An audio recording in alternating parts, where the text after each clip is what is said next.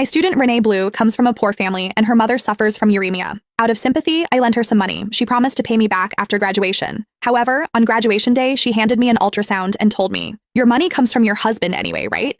I'm pregnant with your husband's baby, so I won't be paying you back. Also, you should step aside." I was in shock because my husband had been dead for 7 years. It wasn't until I saw Renee with my driver that I understood how she got pregnant. On graduation day, I went to congratulate my students as their lecturer. I also planned to ask Renee for the $20,000 I had lent her for school and medical expenses. But when I saw her, before I even said anything, she gave me a look of contempt and said, "Candace, go get your car and take me home." I was a bit stunned. "What did you say?" Renee scoffed, pulled out an ultrasound report, and handed it to me. Confused, I took the document. It said early pregnancy, about 10 weeks along. I was speechless. What were these college students thinking? They think they could treat their lecturer like a chauffeur just because they were pregnant? Why was she acting so entitled? "Renee Blue, your pregnancy has nothing to do with me. Why should I take you home?" Her bestie, Fiona, immediately chimed in. "How can you say that, Ms. Jonah? Renee has difficulty moving around because she's pregnant. If it weren't because your car is nice, comfortable, and safe, we wouldn't even want to ask you." What kind of nonsense is that? What does it matter how nice my car is? Who are you to demand anything from me? I was beyond words and wanted to leave, but Renee blocked my way, arms crossed.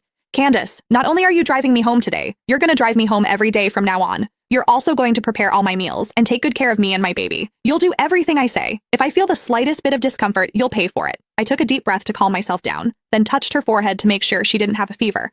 I couldn't help but remark, "If your brain is fried, you should go see a doctor. You're just pregnant, not giving birth to a goddess. Why should I serve you? Your comfort or discomfort has nothing to do with me. You're insane." Fiona and Renee exchanged glances, both looking smug.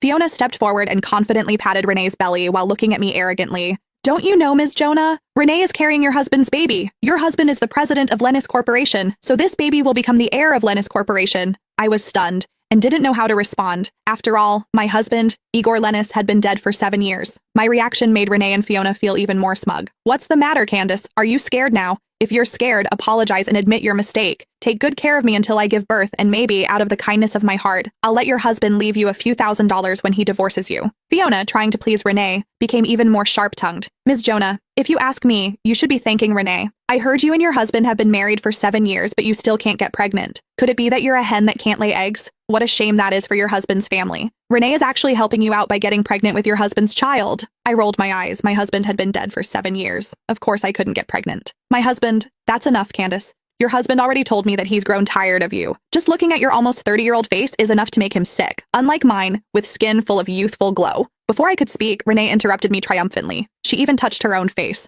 full of vanity. "You must be mistaken. Oh, right, Candace. As for the money I owe you, forget about it. We all know it's your husband's money anyway.